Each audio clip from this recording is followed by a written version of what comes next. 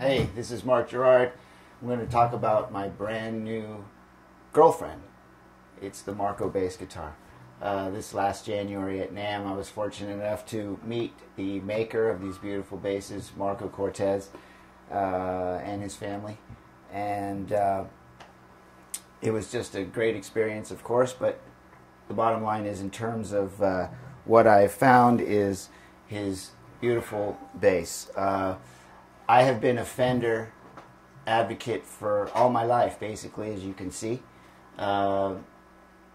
Always loved the Fender, and I always will, but I won't be using them anymore. I'll be working with the Marco guitar from now on. This specific one is the TFL Relic. This is the first one he's made for me. He's got another one on its way, which I'm really excited about as well. Basically, I don't need to talk about it. Most of the people who have the Marco guitar, who's in the Marco family, pretty much knows about this bass. It's got its own unique color. It's kind of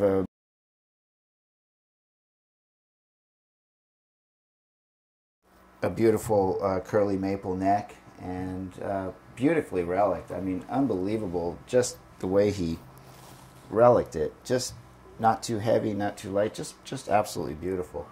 But the most important reason I'm going with the Marco guitar is because the action is really good. I've always played, but realized that when I play his guitar, I don't have to work so hard. And with these, going back and playing a Fender bass, I do have to work harder, and I just don't want to do that anymore in my old age. So basically, this bass lets me play more fluent, faster, and takes a little getting used to, but I'm really enjoying the sound. You know, and it open, pickups all the way open.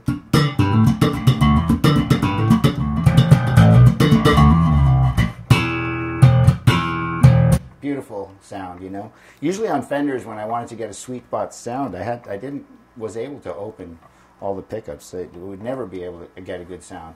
I'd have to always fix it and alter it. But this way, when they're all open, when you're doing a gig, the sound man just loves you, because you don't fuss around with all your tones, and one song you're loud and the next song you're quiet. This way you just got it up, and if I'm going to play a slap tune or something that's really funky, it's right there. And if I want to play something that's more, like a Jocko tone, more woody, all I have to do really is just pull back on the neck, pick up just a little bit, and then all of a sudden it's all barky. You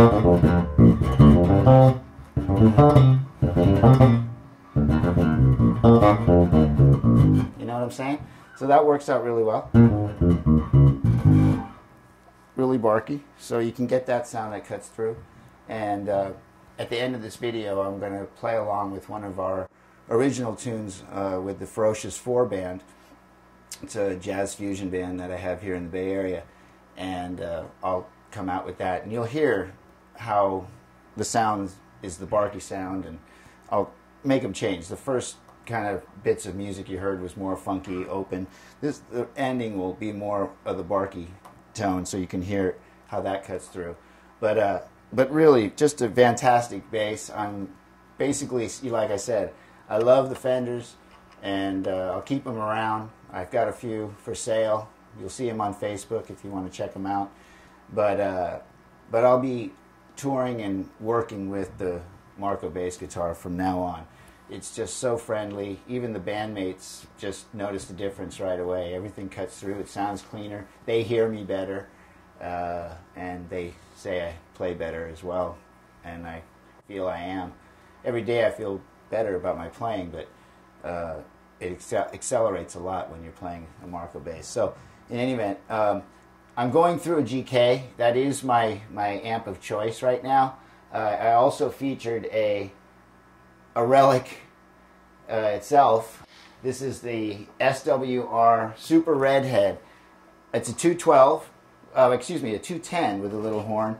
The GK is the same thing. It's a 210 with a little horn. So they're kind of pretty much the same. This is pretty modern, maybe 4 or 5 years old. This is about 23 years old, probably came out in the early 90s. You're hearing everything just with the 210s on top.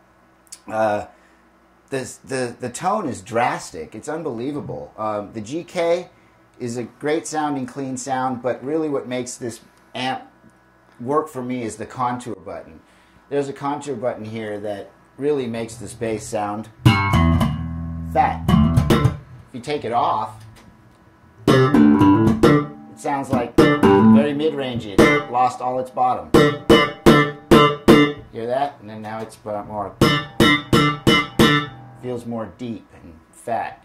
If I plug this in, you're going to hear that same kind of tone without the contour. Hear that? But it's...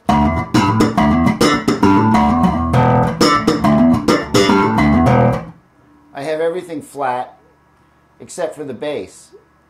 I have to have that turned all the way up and have the pulled turbo pulled up just to get this kind of sound. If I close that, turn that, put it back to on, it's absolutely hollow sounding. You play it a while and play it in bands, and it does, the sound can grow on you. So obviously my bass works really well with the GK, and that's part of its intent. So it's a good match, and I usually take this 210 with me on most of my very small gigs. If I have something bigger, I just add one of the 410 cabinets and just have 610s running through. So it works out really well. I want to say thanks to everybody, to DV Shooter Productions for putting this all together for me, and I want to of course thank Marco Cortez for his beautiful instrument and just his beautiful character and personality. And I want to thank everybody else, all of the people I met at NAMM, the bass hang, Steve at the bass hang, everybody else that was out there, all the bass players. They were badass and good people too. So this is the first video that I'm basically talking about the Marco bass guitar. We will follow up with other videos. When my next bass Relic comes in a week or two, I'll shoot another video with that one. Going to be a beauty as well. And we'll be talking about other instruments as well. On a prior Facebook video, I did post some other basses that were here, like a F bass and a real nice Paul Reed Smith bass that's going to come back. We'll do some videos with that and test it out and see how deficient they are to the Marco bass guitar. But in any event, just wanted to sign out. Thanks everybody for hanging out at the bottom line. This is Mark. Peace out.